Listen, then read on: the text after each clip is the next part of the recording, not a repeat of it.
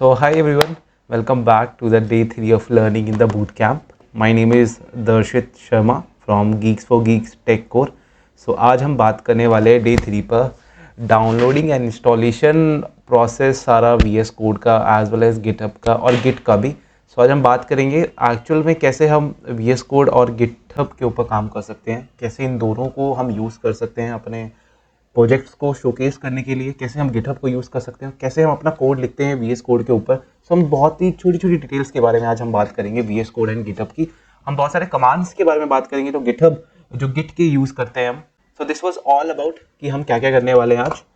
सबसे पहले हम चलते हैं VS कोड कैसे इंस्टॉल कर सकते हैं. You have to go to this website. आप देख सकते हैं मेरे स्क्रीन पर visualstudio.com. आप इस पे आएंगे, आपको मैक के लिए डाउनलोड करना है विजुअल स्टूडियो तो आप मैक के लिए कर सकते हैं. मेरे पास है ऑलरेडी. जैसे मैं यहाँ पे क्लिक करूँगा यहाँ पे ये आ जाएगा कि thanks for downloading VS code और मेरा यहाँ पे डाउनलोड होना स्टार्ट हो जाएगा. बट ऑलरेडी मेरे पास है तो मैं इसको कैंसिल कर दूंगा. और हम गिटहब कैसे इंस्टॉल करेंगे उसके बारे में बात कर लेते हैं. पहले हम इंस्टॉलेशन के बारे में बात करेंगे, उसके बाद हम इनके डेफिनेशन कैसे कैसे यूज़ होते हैं, बहुत छोटी छोटी डिटेल्स के बारे में हम बाद में बात करेंगे. उसके लिए मैं जाऊँगा github.com.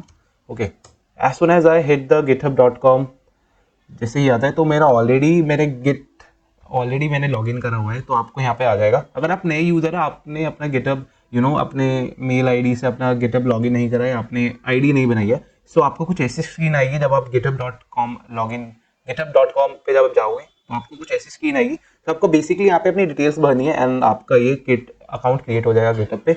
जैसे ही अकाउंट क्रिएट होगा आप सबसे पहले एक सेकेंड आप इस स्क्रीन पे आ जाएंगे. यू कैन सी यहाँ पे बहुत सारी रिपोजिटरीज हैं. ये सारी चीज़ों के बारे में हम बहुत आराम से और तसल्ली से बात करेंगे. उससे पहले मैं बात कर लेता हूँ एक बार विजुअल स्टूडियो कोड के बारे में, उसकी डिटेल्स और उसमें बहुत सारी चीज़ें कैसे हम करते हैं, एक्चुअल में कैसे कोड लिखा जाता है, कैसे वो रन करते हैं. जब हम HTML CSS यूज़ करते हैं तो कैसे वो एक अलग अपनी वेबसाइट या फिर एक लोकल उस पर रन होता है. तो वो सारी चीज़ों के बारे में हम पहले बात कर लेंगे एक बार. Okay, this is your Visual Studio Code. इस पर ऑलरेडी मैंने कोड लिखा हुआ है आपको दिखाने के लिए, तो अभी मैं इसको एक सेकंड के लिए हटा देता हूँ. ये जब आप डाउनलोड कर लोगे, जब आप सारी चीज़ें कर लोगे तो आप पे एक्चुअली ये स्क्रीन आना स्टार्ट हो जाएगी. अगर हम इसके बेसिक्स के बारे में बात करें तो विजुअल स्टूडियो कोड होता क्या है. तो visual Studio code is a IDE, integrated development environment. हम बेसिकली कोडर्स या डेवलपर्स अपना कोड लिखते हैं जिसके अंदर हमारा जो कंपाइलर है वो सारी चीज़ों को बाइनरी लैंग्वेज में कन्वर्ट करता है. उसके बाद जब हम एक कोड लिख लेते हैं तो हम इसको गिटहब पे पुश करते हैं ताकि और भी जो लोग हैं वो हमारे इस कोड को देख सके. हम इसको प्राइवेट पब्लिक भी रख सकते हैं depending on your choice. This was all about the VS code. अब VS कोड की छोटी छोटी डिटेल्स के बारे में हम बात कर लेते हैं कि एक्चुअल में कोड लिखा कैसे जाता है, क्या क्या चीज़ें होती हैं. तो सबसे पहले हम सेटिंग्स के बारे में बात करेंगे. अगर सेटिंग्स पे मैं जाऊँ तो यहाँ पे मैं स्निपेट, अगर मैं स्निपेट पे क्लिक करता हूँ बेसिकली ये सारे स्निपेट्स हैं जो सबसे पहले हम एक फाइल क्रिएट कर लेते हैं. यहाँ से हम एक न्यू फाइल क्रिएट करते हैं. सपोज मैं एक CSS क्रिएट करना चाहता हूँ तो मैं यहाँ पे लिखूंगा style.css और मैं इसको एंटर क्लिक कर दूंगा. तो ये मेरी एक CSS कास्केडिंग स्टाइल शीट वाली एक फाइल है वो क्रिएट हो गई है. ऐसे ही मैंने यहाँ पे index.html करके एक फाइल बनाई हुई है जो कि यहाँ पे आप देख सकते हैं. उसके बाद अब यहाँ पे सबसे पहले हम एक्सटेंशन की बात कर लेते हैं. एक्सटेंशन होता क्या है, अगर मेरे को किसी पर्टिकुलर लैंग्वेज के ऊपर काम करना है तो मैं यहाँ पर उसको डाउनलोड कर लूँगा ताकि मेरे को पूरा कोड एक तो इफेक्टिवली मैं पूरा कोड लिख पाऊँ. अगर वही चीज़ मैं नोटपैड पे करता तो मेरे को पूरा कोड एक्चुअल में लिखना पड़ता. पर यहाँ पे क्या स्निपेट जब एक्सटेंशंस काम क्या करते हैं तो ऑलरेडी ये हमारी हेल्प करते हैं कोड को और बेटर बनाने में, एज वेल एज हमारी हेल्प करते हैं जब हम कोडिंग कर रहे हैं. ठीक है. और उससे पहले अगर आप HTML CSS के ऊपर काम करना चाहते हैं, अगर आप सॉफ्टवेयर डेवलपर वाले स्टूडेंट्स हैं या फिर आप उसके ऊपर काम करना चाहते हैं तो सबसे पहले हमें लाइव सर्वर डाउनलोड करना पड़ेगा. लाइव बेसिकली करता क्या है ये, जब आप HTML CSS के ऊपर कोई भी कोड लिखते हैं, अब आपको उसको रन करना है तो आप लाइव सर्वर के थ्रू रन करते हैं और वो आपके लोकल सर्वर में, अब आपके लोकल PC में एक अलग से डायनेमिक एक वेबसाइट टाइप बना देता है जिसके ऊपर आपका वो कोड रन हो जाएगा. ठीक है. You can see this. जैसे मैं इसको डाउनलोड करता हूँ मेरा यहाँ पे नीचे आप देख सकते हैं राइट बॉटम कॉर्नर पे गो लाइव का ऑप्शन आ गया है. ठीक है. अब मैं काम क्या करता हूँ, मेरे पास ऑलरेडी एक index.html वाली फाइल है. ये मैंने कोड ऑलरेडी लिखा हुआ है. ये बेसिकली कैलकुलेटर वाला कोड है जो कि दिवाली बेस्ड थीम पे मैंने रखा हुआ है. अब मैं इसको क्या करूँगा, मैं इसको रन करता हूँ. सबसे पहले मैं इसको Ctrl+S करके सेव कर सकता हूँ. अगर आपको बार बार सेव नहीं करना तो हम क्या करेंगे, यहाँ पे आप देख सकते हैं यहाँ पे एक ऑप्शन होगा ऑटो सेव का. हम इसको ऑटो सेव कर सकते हैं जिससे हम बार बार Ctrl+S करके हमें अपने कोड को सेव नहीं करना पड़ेगा. नाउ और ये मैंने बताया था कि ये मिनी मैप है आपका. आप इसको मिनी मैप को डिसेबल भी कर सकते हैं. आपको बस कुछ नहीं करना, आपको सेटिंग्स में जाना है एंड आप यहाँ पे आके अपने मिनी मैप को डिसेबल भी कर सकते हैं। यहाँ पे मैं थीम भी चूज़ कर सकता हूँ, कोई सा भी थीम अपने VS कोड में चूज़ कर रहा हूँ। सपोज मैं एक लाइट विजुअल स्टूडियो ये वाला चूज़ करता हूँ, ये थोड़ा ज़्यादा ब्राइट हो गया। शॉर्टकट मैं आपको बताता हूँ। सबसे पहले हमें सेटिंग्स में जाना पड़ेगा। As we hit the setting वाला ये, हम इसको सर्च में लिखेंगे माउस। जैसे ही माउस लिखते हैं यहाँ पे आपको दिख जाएगा zoom the front of the editor using mouse and wheel and holding. जैसे ही मैं इसको क्लिक करता हूँ, मैंने इसको ऑलरेडी यूज़ करा हुआ है, तो जैसे ही मैं इसको इस पर टिक करता हूँ और मैं इसको हटाता हूँ, तो हमें एक पर्टिकुलर लाइन पे देखना है तो हम ये यूज़ कर सकते हैं। अगर मैं इसको माइनस करूँगा, कंट्रोल शिफ्ट एंड माइनस, तो ये मेरा जूम आउट हो जाएगा। एंड जैसे ही प्लस हिट करूँगा ये मेरा जूम इन हो जाएगा। सो ये बहुत ज़्यादा इफेक्टिव है। अगर मेरे को इसको हटाना है, मैं उसको वापस ही उसे अनचेक करना पड़ेगा उस बॉक्स को। यू कैन सी हियर, जहाँ पे मेरा ये कर्सर है, जैसे मैं यहाँ पे क्लिक करता हूँ, यहाँ पे मेरा टर्मिनल ओपन होके आ गया। मैं इसको थोड़ा ऊपर बड़ा कर देता हूँ। इस टर्मिनल के ऊपर एक्चुअल में हम सारी चीज़ें करेंगे। जब हम गिट के ऊपर काम करेंगे या जो गिट के जो सारे कमांड रखेंगे वो एक्चुअल में हम इसके ऊपर लिखने वाले हैं। नहीं तो मैं यहाँ पे गो लाइव पे कर सकता हूँ अगर मेरे को उस पर्टिकुलर कोड को रन करवाना है। सो मैं क्या काम करूँगा, मैं यहाँ पे गो लाइव पे जाता हूँ और जैसे ही मैं इसको गो लाइव करूँगा ये स्टार्टिंग हो गया। नाउ ये मेरा एक्चुअल में मेरे गूगल के ऊपर एक अलग से एक लोकल पीसी के ऊपर इसने एक वेबसाइट बना दी है, जिसके अंदर ये कैलकुलेटर वाली वेबसाइट है, जिसे मैं अगर यूज़ करूँगा तो 2+2 जो कि हमारा 4 दिखाएगा, यानी कि ये हमारी बिल्कुल ही परफेक्ट वर्किंग वेबसाइट है। ऐसे ही जब आप HTML CSS जावास्क्रिप्ट यूज़ करते हैं बैकएंड के लिए या फिर MongoDB भी यूज़ करते हो डेटाबेस के लिए, तो ये सारी चीज़ें हम गो लाइव के थ्रू देखते हैं कि एक्चुअल में क्या हमारा कोड रन कर रहा है या नहीं कर रहा है। इसके अंदर फिर हमारा एक इंस्पेक्ट वाला भी चीज़ आ जाती है, जो कि हम बाद में कभी बात करेंगे उसके बारे में। तो this was all about the VS code का बेसिक, कैसे कैसे सारा सेटअप होता है, क्या क्या VS कोड एक्चुअल में होता है, कैसे हम लिखते हैं। यहाँ से हम अपना एक फाइल क्रिएट करते हैं, यहाँ से फोल्डर क्रिएट करते हैं, और अगर हमारे लैपटॉप में ऑलरेडी कोई फोल्डर या फाइल है तो हम यहाँ पे फाइल पे जाकर ओपन फोल्डर या ओपन फाइल कर सकते हैं। Okay, so this was all about the basic of this VS code. ये एक और बहुत इंपॉर्टेंट है, add folder to the workspace. अगर हमारा कोई फोल्डर हमारा ऑलरेडी बना हुआ है और हमें इस पर्टिकुलर कैल्क वाली फोल्डर के ऊपर अंदर ही हमें वो फाइल चाहिए, तो हम यहाँ पे add folder to the workshop. और लास्ट में अगर मैं व्यू पे जाता हूँ और व्यू पे जाने के बाद अगर हम यहाँ पर एडिटर लेआउट पे जाते हैं एंड ग्रिड 2x2 करते हैं, सो बेसिकली ये करता क्या है ना, 3-4 ऐसे विंडोज़ अलग से ओपन कर देता है, जिसके अंदर मैं अलग अलग टाइम पे एक ही टाइम पे मैं अलग अलग कोड के ऊपर काम कर सकता हूँ। ये बहुत ज़्यादा इफेक्टिव रहता है जो बड़े कोडर्स रहते हैं, जब वो मल्टीपल फाइल्स के ऊपर काम कर रहे होते हैं। मेरे को एक टाइम पे HTML पे भी काम करना है, CSS पे भी काम करना है, जावास्क्रिप्ट के ऊपर भी काम करना है, तो मैं बेसिकली ये 2x2 वाला ग्रिड यूज़ कर सकता हूँ। VS कोड मोस्टली सबको आ गया है अभी तक, मैं ये एज्यूम करके चल रहा हूँ। एंड हमने देख लिया कि कैसे हम अपनी वेबसाइट को गो लाइव करके हम उसको चेक कर सकते हैं कि वो रन कर रही है नहीं कर रही है। अब हम बात करेंगे गिट के बारे में कि गिटहब होता क्या है, गिट क्या होता है, इनके बेसिक कमांड क्या होते हैं, गिट और गिटहब कैसे दोनों डिफरेंट है, इस सब के बारे में आज हम बात करने वाले हैं। अब हम चलते हैं गिटहब के ऊपर। सो मैंने आपको बता दिया था गिटहब कैसे आप डाउनलोड करते हैं, कैसे सारी चीज़ें करते हैं। सो बेसिकली जैसा जब आप लॉगिन कर लेंगे तो आपको ये वाली स्क्रीन कुछ मिल जाएगी। सो ये थोड़ा कंफ्यूजिंग सा है, बट हमें कंफ्यूज नहीं होना है, ठीक है। Now we will be talking about git क्या होता है, क्योंकि गिट और गिटहब दोनों बहुत अलग होते हैं, उसके बारे में भी हम डिफरेंसेस के बारे में बात करेंगे आगे। सो हम गिट के बारे में बात करेंगे। सो गिट के लिए हमें कुछ नहीं करना है, हमें ये वाली वेबसाइट पे चले जाना है। आप देख सकते हैं, you can just copy it and जैसे हम ये वाली वेबसाइट पे जाते हैं, हमें यहाँ पे git for Windows 64 setup download कर लेना है, ठीक है। ये विंडोज़ के लिए डाउनलोड हो जाएगी, ठीक है। ऐसी मैक के लिए अलग है। सो विंडोज़ के लिए आप यहाँ से जाकर जैसे ही आप इसको क्लिक करेंगे, यहाँ पे मेरा डाउनलोड होना स्टार्ट हो जाएगा, ठीक है। अभी ऑलरेडी मेरे पर डाउनलोडेड है गिट, सो मैं इसको डाउनलोड नहीं करूँगा। ओके, नाउ हम बात करेंगे कि गिट क्या होता है और गिटहब क्या होता है। सो बेसिकली गिट क्या होता है, git is a version control system जो कि हेल्प करते हैं हमारा track the record of the code. So basically एक ऐसा कंट्रोल सिस्टम है जो कि हमारे हिस्ट्री सेव करता है सारे कोड की, और उससे हेल्प करता है कि कौन सा कोड हमारा एक्चुअल में हमने चेंजेस करे हैं, क्या कोड में सोर्स कोड में क्या चेंजेस करें, और सारी चीज़ों का जो ट्रैक होता है, बेसिकली एक स्क्रीनशॉट ले लेता है हमारे हर एक मूवमेंट का जो हम कोड के ऊपर करते हैं उस चीज़ को, और हमें वो गिट हेल्प करता है। और गिटहब क्या होता है, सो इन अ लेमन टर्म्स एक ऐसी वेबसाइट, गिटहब एक ऐसी वेबसाइट है जो अलाउ करती है किसी भी कोडर या प्रोग्रामर को अपना कोड को मैनेज करने के लिए, स्टोर करने के लिए, जो कि उसने गिट से बनाया है, जो कि उसने गिट कमांड यूज करके बनाया है। Now what we will be doing, हम अपनी एक अलग से रिपोजिटरी बनाते हैं। सो रिपोजिटरी बनाने के लिए यहाँ पे एक प्लस साइन है, जैसे ही हम इसको क्लिक करेंगे ठीक है। जैसे ही हम इसको क्लिक करते हैं यहाँ पे आ जाएगा न्यू रेपोजिटरी। अब हम एक बार न्यू रेपोजिटरी बना लेते हैं जिसका हम नाम देते हैं, this for the first time I am making this, so इसका नाम दूंगा Geeks for Geeks. Okay, Geeks for Geeks, and इसको मैं दे दूंगा गीक फॉर गीक्स, इसको मैं 1 दे दूंगा। ठीक है, गीक्स फॉर गीक्स 1। सो ये हमारी एक रेपोजिटरी का नाम हो गया। इसका डिस्क्रिप्शन भी हम दे सकते हैं। डिस्क्रिप्शन में मैं दूंगा this is my new repository. Repository and repo दोनों सेम ही होता है, बस हम उसका शॉर्ट फॉर्म रेपो है। ठीक है, और इसको विजिबिलिटी हम डिपेंड करता है हमारे ऊपर कि हम इसको पब्लिक रखना चाहते हैं, प्राइवेट रखना चाहते हैं। मैं इसको पब्लिक ही रखता हूँ। एंड नाउ एक सबसे इंपॉर्टेंट है इसमें रीडमी। ये जो रीडमी है ना, ये बेसिकली करता क्या है, ये बेसिकली हमारा डिस्क्रिप्शन है कि एक्चुअल में अपने कोड के अंदर या फिर जो रेपोजिटरी के अंदर हम कोड लिखेंगे एक्चुअल में इसके अंदर है क्या, तो वो सारी चीज़ें हम डिस्क्रिप्शन में लिखते हैं। तो डिस्क्रिप्शन को हम ऑन कर देते हैं, इसको हम ऑन कर देते हैं और मैं यहाँ पे क्रिएट रेपोजिटरी पे क्लिक कर देता हूँ। जैसे ही मैं इसको क्रिएट रेपोजिटरी पे क्लिक करूँगा, ये मेरा एक नया रेपोजिटरी आ जाएगी जो कि हमारा मेन के अंदर होगी। And this is my new repo, ये हमारा रीडमी वाली फाइल के अंदर this is my new repo करके आ जाएगा।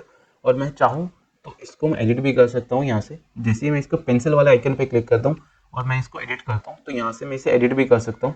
सो बेसिकली अब हमारा एक रेपोजिटरी बनी हुई है जिसका नाम है गीक्स फॉर गीक्स 1, और इसके अंदर जो रीडमी फाइल है उसके अंदर हमारा this is my new repo, this is my GFG, ये लिखा हुआ है। Now we will be heading, ये सारा हमारा रेपोजिटरी कैसे क्रिएट होता है ये सब आपको पता चल गया। अब हम अपने VS कोड पे आते हैं, और जो मैक वाले हैं, मैक के लिए टर्मिनल होता है, एज वेल एज विंडोज़ के लिए गिट बैश होता है एंड VS कोड होता है। ओके, नाउ हम एक अलग से एक फोल्डर बनाते हैं जिसके ऊपर हम सारा काम करेंगे, VS कोड करेंगे एंड उसको गिटहब पे पुश करेंगे। सो उसको बनाने के लिए मैं नॉर्मल अपने इस पे डेस्कटॉप पे एक अलग से कोड नाम से मैं एक अलग फोल्डर बना लेता हूँ जो कि हम अपने VS कोड पे ओपन करेंगे इसे। सो नाउ मैं अपनी VS कोड पे जाता हूँ एंड यहाँ से मैं फाइल के अंदर जाके ओपन फोल्डर के अंदर जाकर मैं अपना गिट डेमो नाम से जो है मैंने नया बनाया है, गिटहब कोड करके जो मैंने नया बनाया है, इसको मैं ओपन कर लेता हूँ। नाउ सेलेक्ट दिस एंड ये मेरा एक नया बिल्कुल फ्रेश फोल्डर जो कि अभी हमने क्रिएट करा था वो ओपन होके आ चुका है। नाउ इससे ज़्यादा पहले बढ़ने से पहले हम अपना देख लेते हैं कि एक्चुअल में क्या हमारा गिट ऑलरेडी इंस्टॉल हो चुका है। सो उसको चेक करने के लिए हमें कुछ नहीं करना है, हमें यहाँ पे गिट बैश के अंदर गिट ये वर्जन कर देना है। सो ये हमारा वर्जन दिखा देगा कि कौन से वर्जन के ऊपर हम काम कर रहे हैं। अगर ये आ गया तो मतलब आपका गिट अच्छे से इंस्टॉल हो चुका है। एंड नाउ इसको अब इसके ऊपर टिल्ड ऑप्शन है, मैंने आपको बताया था कि टिल्ड मतलब होता है रूट डायरेक्टरी, कि मतलब हम अपनी रूट डायरेक्टरी के ऊपर है। अब हम गिट बैश के अंदर एक और 2-3 चीज़ें और करेंगे। पहला हम कॉन्फ़िग करेंगे, फिर हम अपना ईमेल सेट करेंगे, ईमेल जो हम और जो हमारा जिससे हमारा गिटहब वाला जो अकाउंट है वो बना हुआ है वो सेट करेंगे। तो सारा कॉन्फ़िग और ईमेल सेट करेंगे ताकि जो सारी हमारी अपडेट्स हैं वो हमारे ओरिजिनल जो गिटहब के ऊपर है जो कि ग्लोबल लेवल पे काम कर रही है उसके ऊपर जाके अपडेट्स हो जाए। So as I mention earlier कि हमारे 2 लेवल होते हैं, एक तो local level and the global level. हम अपने गिट कॉन्फ़िग करते हैं, तो गिट कॉन्फ़िग के लिए हम लिखेंगे git config and global user dot name, मेरा नाम लिखूंगा मैं इसमें जो कि होगा दर्शित 200 या। तो हमने इसे अभी कॉन्फ़िग कर दिया है। नाउ हम इसको अपना ईमेल सेट करेंगे। ईमेल के लिए दर्शित शर्मा 8817@gmail.com। एंड नाउ हम इसको यूज़र नेम की जगह हम यहाँ पे लिखेंगे यूज़र डॉट ईमेल। अब हम अपना ईमेल सेट कर रहे हैं। तो नाउ हम जब अपना ईमेल सेट कर लेंगे तो हमारा ईमेल भी सेट हो गया और गिट कॉन्फ़िग भी हो गया। now इसको करेंगे हम गिट कॉन्फ़िग लिस्ट। ओके या, से हमारी गिट कॉन्फ़िग लिस्ट।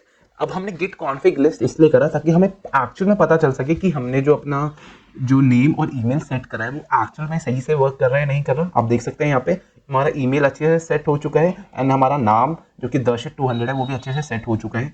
नाउ अब गिट बैश का इतना ही काम था। अभी भी आप गिट बैश डाउनलोड करेंगे, उसके ऊपर आएंगे तो आपको सिर्फ कॉन्फ़िग या ईमेल करके आपको लिस्ट करके एक्चुअल में ये पता चल जाएगा कि एक्चुअल में आपका जो ईमेल और यूज़र नेम है वो सेट हो चुका है।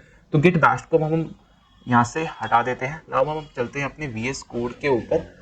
नाउ हम क्या करेंगे, अब हम इसके अंदर बहुत सारे गिट कमांड यूज़ करेंगे एंड कैसे हम अपने VS कोड को अपने गिटहब के ऊपर अपडेट करेंगे, वो सारे पुश कमांड और वो सारी चीज़ों के ऊपर हम बात करने वाले हैं। ये वीडियो अब एक्चुअल में यहाँ से बहुत ज़्यादा इंपॉर्टेंट हो जाती है, तो यहाँ से अपना एक्चुअल में ध्यान दे लेना। अब हम बात करेंगे क्लोन कैसे करेंगे। अब हमें अपनी जो रेपोजिटरी है वो अपने लोकल मशीन के ऊपर लानी है। जो हमने गिटहब के ऊपर अपनी रेपोजिटरी बनाई है उसको हम अपनी लोकल मशीन के ऊपर कैसे लेंगे, उसके लिए हमें उससे क्लोन करना पड़ेगा। एंड दो टाइप की चीज़ें होती हैं इसके अंदर। पहला होता है रिमोट एंड लोकल। जो लोकल होता है मैंने बताया था, लोकल मतलब आपके लैपटॉप या पीसी की जो फाइल्स होती हैं, और रिमोट मतलब जो फाइल्स एक्चुअल में गिटहब के ऊपर है। नाउ हम इसको अपने लोकल मशीन के ऊपर हम इसको क्लोन करेंगे। गिटहब के ऊपर चले जाते हैं। यहाँ पे कोड के नीचे ना, जैसे आप यहाँ पे एक सेकेंड, या जैसे आप इसके यहाँ पे क्लिक करेंगे, यहाँ पे हमें ये वाला जो HTTPS वाला लिंक है यहाँ पे इसको मिल जाएगा। इसको हम करेंगे कॉपी एंड गिट क्लोन के लिए हम यहाँ पे इसको कर देंगे पेस्ट। इससे हमारी क्लोनिंग हो जाएगी। जो एक्चुअल में जो गिटहब के ऊपर फाइल है वो यहाँ पे आके शो होना स्टार्ट हो जाएगी। इसके करेंगे हम एंटर, जैसे हम इसे एंटर करेंगे यू कैन सी है गीक्स वाला जो रेपो हमने वहाँ पे बनाया था वो यहाँ पे हमारा शो हो गया है। एंड अब ये क्लोनिंग हो ही रही है, ठीक है। और देखो हमारी जो रीडमी वाली जो फाइल हमने वहाँ पे बनाई थी, रीडमी वाली जो फाइल थी वो यहाँ पे शो हो रही है। जैसे मैं इसको क्लिक करूंगा यू कैन सी है this is my new repo. जो भी कंटेंट हमने वहाँ पे रीडमी वाली फाइल में लिखा था वो यहाँ पे शो हो गया है because of this cloning. Now हमारी क्लोनिंग हो गई है। नाउ हम क्या करेंगे, अब हम इसके पर्टिकुलर गीक्स वाले फोल्डर के ऊपर जाना है। तो हम इसको क्या करेंगे, change directory CD, and CD के लिए हम इसके अंदर जाएंगे गीक्स फॉर गीक्स 1 या। सो बेसिकली हमारी डायरेक्टरी चेंज हो जाएगी CD से। एंड अगर मैं इसको LS कर लेता हूँ, नाउ अब हम इसे LS कर लेंगे। LS से हमारा बता देगा कि एक्चुअल में कौन सी डायरेक्टरी के ऊपर अभी हम काम कर रहे हैं। सो ये वाली चीज़ के ऊपर काम कर रहे हैं। अब हमारे बहुत बार ये होता है कि ना बहुत सारी हिडन फाइल्स हैं जो एक्चुअली हमें दिख नहीं रही है। तो उसके लिए हम क्या करेंगे, LSA करेंगे, LSA। ओके, तो इसने दिखा दिया इट्स एम्बिग्यूअस A। इसका मतलब ये है, ये एरर नहीं है, ये बस ये बताना चाह रहा है कि A के नाम से ना बहुत सारी चीज़ें हैं। There should be possible matches जो कि A के नाम से आ रहे हैं, जैसे कि एट्रीब्यूट डायरेक्टरी। तो हमें हिडन फाइल्स चाहिए, तो हम इसको करेंगे हिडन फाइल्स चाहिए। सो हिडन में हमारा देखो डॉट गिट आना स्टार्ट हो गया। अगर हम यही चीज़ पहले करते तो हमारा डॉट गिट नहीं आता क्योंकि हमने इसे क्लोन नहीं करा था। सो नाउ हम अपना गिट बस स्टेटस चेक कर लेते हैं। गिट स्टेटस चेक कर लेंगे, मतलब ये है जो हमारी ओरिजिनल मेन वाली जो ब्रांच है ओरिजिन के ऊपर, उसके ऊपर अभी भी कोई भी चीज़ ऐसा अपडेटेड नहीं है। मतलब हमारे लोकल मशीन के ऊपर और रिमोट के ऊपर दोनों पे सारा सेम वर्क कर रहा है, दोनों पे सेम कोड है, दोनों पे सेम फाइल्स है। एंड अब हम एक HTML डॉट फाइल यहाँ पे क्रिएट करते हैं, जिसके लिए मैं लिखूंगा index.html। ओके, सो ना यहाँ पे मेरी HTML डॉट फाइल एक क्रिएट हो जाएगी। ना हम HTML डॉट फाइल के अंदर मैं सपोज लिखता हूँ एक पैराग्राफ टैग लगा लेते हैं P। ओके, ये लिखूंगा this is my new repo. ठीक है, this is my new repo, और मैं इसे Ctrl+S करके सेव कर लूंगा। यहाँ पे आप देख सकते हो U आ गया। U मतलब इट इज ए अनट्रैक फाइल। और जब यहाँ पे अगर मैं अब गेट स्टेटस करता हूँ, सो ये मेरे को यहाँ पे दिखाएगा कि भाई साहब एक आपने नई फाइल बनाई है जिसका नाम index.html है और आपने उसे कमिट नहीं करा है। इसका मतलब आपकी लोकल मशीन के ऊपर एक नई फाइल index.html नाम की क्रिएट हो गई जिसके अंदर कुछ कंटेंट है, उसको नहीं पता, बट आपने वो चीज़ अपनी गिटहब पे अभी तक अपलोड नहीं करी है, तो उसको आपको गिटहब पे अपलोड करना पड़ेगा। इसका ओके, नाउ 3-4 टाइप्स की फाइल्स होती हैं। पहली होती है अनट्रैक फाइल, फिर होती है मॉडिफाइड फाइल, फिर होती है अनमॉडिफाइड फाइल, एंड फिर होती है स्टेज फाइल। सो अनट्रैक फाइल वो वाली फाइल होती है जिसका कोई ट्रैक नहीं है, गिट को उसका कोई ट्रैक नहीं है। गिट ठीक है, वो आपके लोकल मशीन के ऊपर है, गिटहब के ऊपर नहीं है, तो उसका कोई ट्रैक नहीं है। दूसरी होती है मॉडिफाइड फाइल। मॉडिफाइड फाइल वो फाइल होती है जो कि चेंज कर रहे हैं हम। ठीक है, सपोज हमने किसी फाइल के अंदर चेंजेस करे तो हमारी वो मॉडिफाइड फाइल के अंदर आ जाएगी। ना अगर हम बात करें अनमॉडिफाइड फाइल, क्योंकि हमने चेंज ही नहीं करी है तो उसमें कोई चेंजेस है ही नहीं, तो वो अनमॉडिफाइड फाइल है। एंड स्टेट फाइल वो वाली फाइल होती है जो file ready to be commit है। इसका मतलब ये हमने उस फाइल को ऐड कर लिया है बट अभी तक कमिट नहीं करा है। सो ऐड कर लिया है, कमिट नहीं करा है, इसका मतलब ये हमने कोई फाइल ली है, उसे हमने मॉडिफाई करा है और हमने उसे ऐड कर लिया है।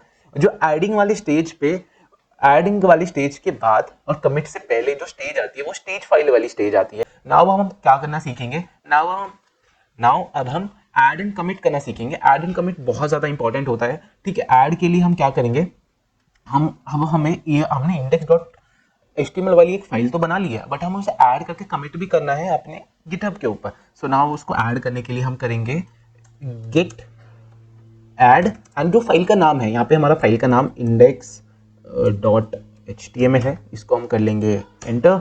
नाउ ये हमारा ऐड हो गया, उसको कमिट करेंगे। नाउ उसको कमिट के लिए हम क्या करेंगे, इसके लिए करेंगे गेट कमिट, ठीक है, और ये हो जाएगा हमारा -m, और यहाँ पे हम इसको कुछ मैसेज दे देंगे, कुछ भी मैसेज दे सकते हैं, जैसे कि हम इसको दे देंगे ओके, इसको हमने ये वाला मैसेज दे दिया, इसको कर देंगे हम एंटर। सो बेसिकली हमें यहाँ पे दिखा देगा कि एक फाइल में चेंज हुआ है और कुछ इंसर्शन हुआ है, एंड ये इसने हमारा जो फाइल है उसको ऐड कर लिया है, कमिट कर लिया है। हमने गिट का यूज करके ऐड और कमिट तो कर दिया है, पर हमारे जो एक्चुअल में गिटहब के ऊपर अभी तक कुछ चेंजेस नहीं हुए हैं, ठीक है। सो उसको चेंजेस करने के लिए हम क्या यूज करेंगे, पुश कमांड का यूज करेंगे, ठीक है। तो अभी तक हमने क्या करा, हमने गेट ऐड यूज करा, गेट कमिट यूज करा, और जो भी कमिट करा वो एक्चुअल हमारे लोकल मशीन के ऊपर कमिट हो चुका है, बट हमारे जो गिटहब है उसके ऊपर कुछ भी ऐसा चेंजेस नहीं हुआ है, तो उसके लिए हम पुश कमांड का यूज करते हैं। सो हमारा पुश कमांड करता क्या है बेसिकली, सो जो हमारा लोकल के ऊपर कंटेंट है वो हमारा रिमोट के ऊपर जाके उसे अपडेट करने का काम करता है। सो उसके लिए हम क्या यूज करते हैं, क्या कमांड होता है पुश कमांड का, git space push space origin space main and then आपका जो भी है, ठीक है। नाउ मैं इसको एक बार करके दिखा देता हूँ। So git push space origin main, okay.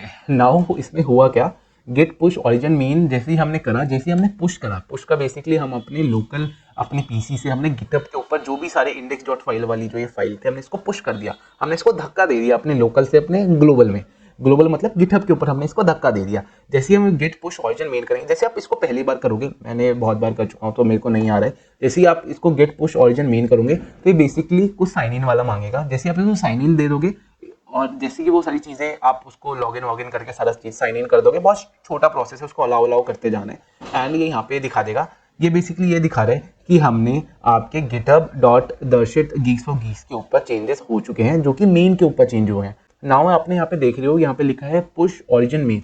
सो पुश ओरिजिन मेन का मतलब क्या है, यहाँ पे जिस रेपो का नाम हमारा ओरिजिन है उसके ऊपर हम मेन वाली ब्रांच के ऊपर हम इसको पुश कर रहे हैं। सो इस लाइन का बस यही मीनिंग है, ओके। सो मैंने आपको बता दिया है कि पुश का क्या होता है और ओरिजिन मेन क्या होता है। ओरिजिन हमारी रेपो का नाम होता है एंड जो मेन है वो हमारी ब्रांच है जिसके ऊपर हम ये सारी चीज़ें पुश कर रहे हैं। नाउ हम इनिट के बारे में बात करेंगे। इनिट मतलब इनिशियलाइजेशन क्या होता है, इनिशियलाइजेशन मतलब हम एक ऐसा फोल्डर बना रहे हैं अपने लोकल मशीन के ऊपर जिसके अंदर हम गिट को इनिशियलाइज करेंगे उस फोल्डर के अंदर। सो इनिशियलाइजेशन का काम बस इतना ही है, कोई भी XYZ फोल्डर के अंदर हम अपने गिटहब के क्रेडेंशियल्स को डाल देते हैं, ठीक है। अब हम क्या करेंगे, उसके लिए हम पहले cd करते हैं, cd मतलब चेंज डायरेक्टरी, ओके। तो उसके लिए सबसे पहले मैं cd डॉट करके मैं बाहर आ गया इस फोल्डर से, जो गीक्स फॉर गीक्स वाले फोल्डर से। अब मैं इसको मेरे को एक नई डायरेक्टरी बनानी है। सो mkdir करके मैं एक नई डायरेक्टरी बनाऊंगा जिसका नाम मैं रखूंगा लोकल रेपो एंड इसको मैं एंटर कर दूंगा। इसका मतलब ये हमारी लोकल रेपो नाम से एक हमारा जो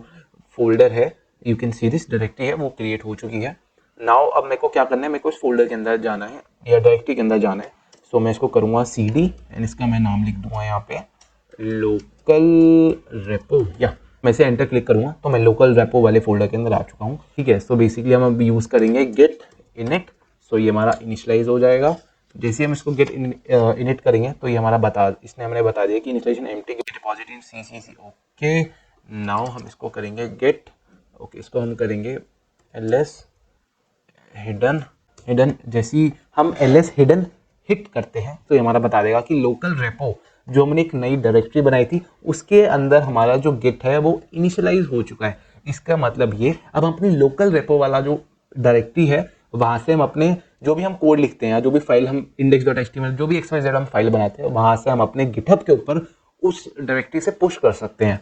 इतना सिंपल सा था ये इनिशियलाइजेशन वाला process. Now we will making new file in this local repo. इसके अंदर नई फाइल बनाते हैं हम index.html नाम से, ओके। इसको करते हैं एंटर। नाउ यहाँ पे एक और फाइल बनाते हैं जो कि हम बनाएंगे CSS की बना लेते हैं सपोज, ठीक है। तो style.css कास्केडिंग स्टाइल शीट, और ये भी अनट्रैक फाइल है, जैसे आप देख सकते हैं यहाँ पे यू पे इट इज़ एन अनट्रैक फाइल, ठीक है। सो हमने ये दो फाइल बना ली है। नाउ अब एक बार हम अपना गेट स्टेटस चेक कर लेते हैं।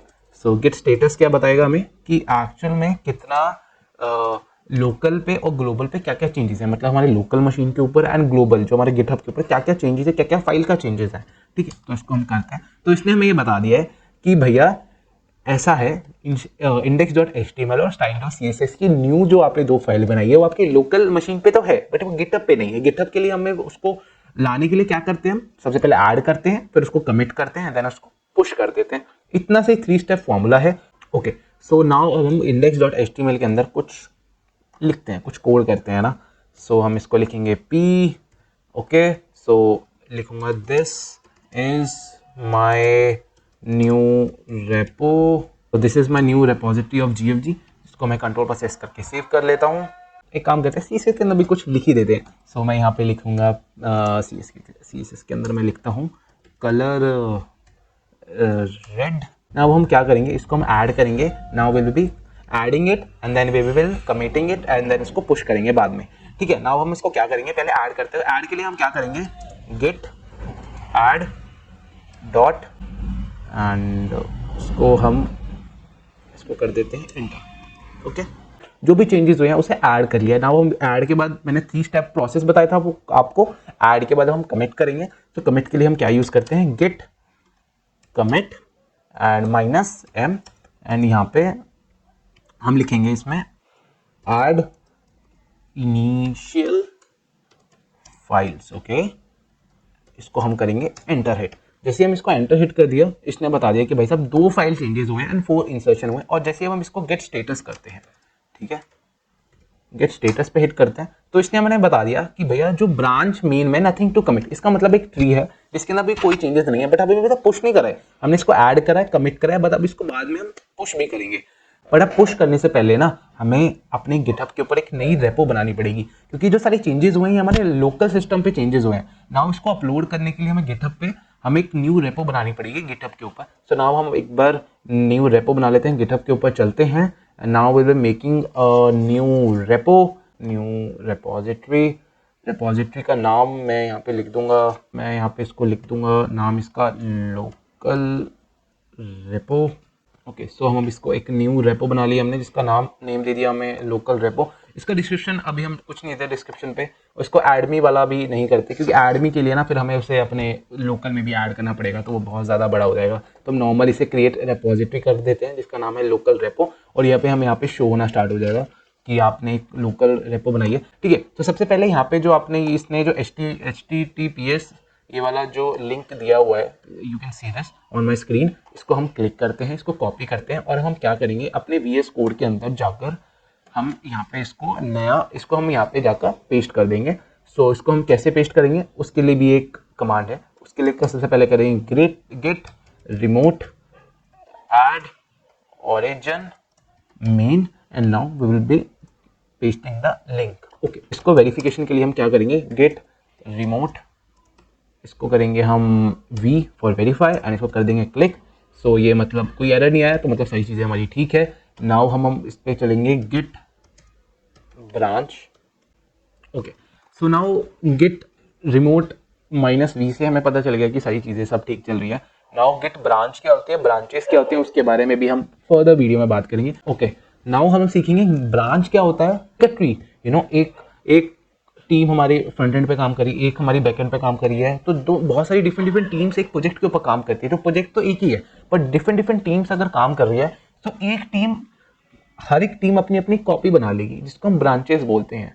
ठीक है, यहाँ पे हमारी एक ही ब्रांच है जो कि मेन है, ठीक है, बट डिफरेंट टीम्स अपनी डिफरेंट ब्रांचेस बना लेती है, ताकि वो जब उसके ऊपर काम करे, अपनी कॉपी के ऊपर वो काम करे, एंड बाद में जाके वो हमारी जो मेन जो प्रोग्राम है उसका मर्ज कर दे। इसके अंदर मर्जिंग वाला प्रोसेस भी आता है। ओके, नाउ हम अब गेट ब्रांच से हमें पता चलेगा कि हम कौन सी ब्रांच के ऊपर, हम अभी मेन ब्रांच के ऊपर है। नाउ अभी इसी ब्रांच के नाम को हम अगर चेंज करना है, तो हम यूज करेंगे git branch -m and then जो नया ब्रांच का नाम है वो।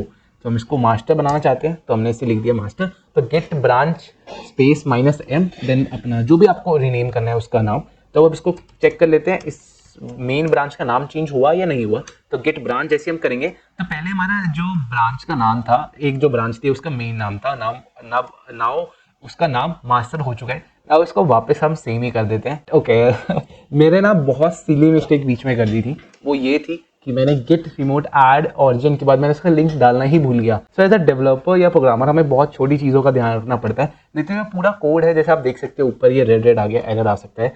ठीक है, सो हमने इसको ऐड ऑरिजिन करके इसका लिंक डाल दिया। ठीक है, इसको हमने वेरीफाई कर लिया है गेट रिमोट -v करके। नाउ एक बार हम इसको गेट ब्रांच करके देख लेते हैं कि कौन सी ब्रांच के ऊपर अभी हमें राइट नाउ। तो ये इसने हमें बता दिया कि भाई साहब आप गेट ब्रांच मतलब मेन ब्रांच के ऊपर बैठे हो। ब्रांच का कॉन्सेप्ट मैंने आपको बता दिया था कि it basically it's the copies of the main program. ठीक है, सो ब्रांच का ये कॉन्सेप्ट हो गया। तो हमारे पास अभी राइट नाउ एक ही ब्रांच है जिसका नाम मेन है। अगर हम इसको नाम चेंज करना है तो मैं वो भी कर सकता हूँ। मैं एक बार और आपको बता देता हूँ। ठीक है, गेट ब्रांच, इसको करता हूँ -M एंड इसको मैं मास्टर कर देता हूँ। ठीक है, एंड जैसे मैंने इसको मास्टर करा और एक बार मैं गेट ब्रांच देखता हूँ तो हमारा जो पहले मेन जो ब्रांच का नाम मेन था वो अब मास्टर हो चुका है। नाउ इसको एक बार और रीचेंज कर देता हूँ क्योंकि मेरे को सिर्फ अपना मेन ही चाहिए।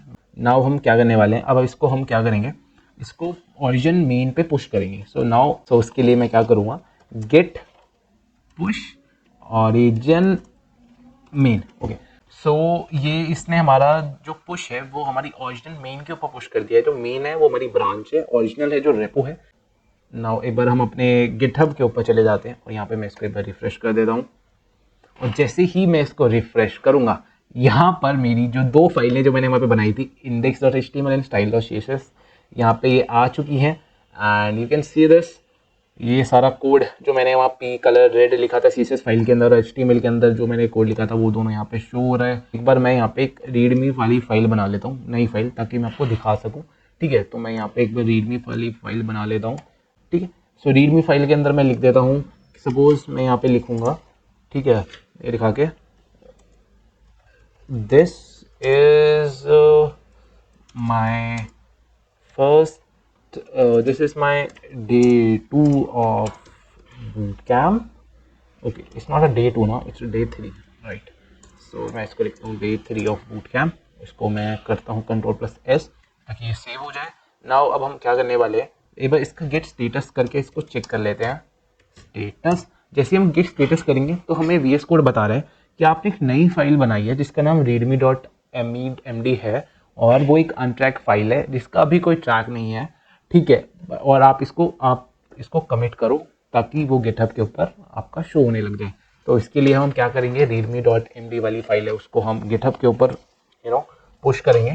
तो पुश करने के लिए मैंने आपको 3 स्टेप प्रोसेस बताया था, ऑलरेडी मैं आपको बता चुका हूँ मल्टीपल टाइम्स, बट एक बार और मैं आपको बता देता हूँ। उसमें ऐड, सो करते हैं हम गेट ऐड डॉट। अब गेट ऐड करके आप फाइल का नाम भी लिख सकते हैं readme.md, नहीं तो गेट ऐड डॉट भी कर दोगे तो वो सारी जो भी चेंजेस हैं उसको वो ऐड कर देगा।